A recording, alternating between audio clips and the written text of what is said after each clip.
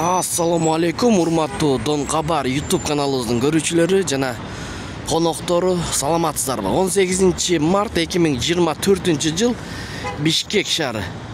Алдыда курс валюталарды көрүп алыңыздар. Эгер каналда жаңы болсоңуздар, оң тарапта кызыл подписаться кнопкасы бар. Ошону басып бизге каттала кетсеңиздер, анда кеттик туугандар. РСК банк туугандар, бул жерде рубль көтөрүлүптүр. 96 тыйындан алып 1 сом 005тен сатып атат. Доллар 89.40. Евро 97 сом 20 тыйын, рубль 96 тыйын, казак теңгеси 013,5 тыйын. Магнат доллар 89.60, евро 97 сом 80 тыйын, рубль 0,956, лира 2 сом 50 тыйын, юань 12 сом.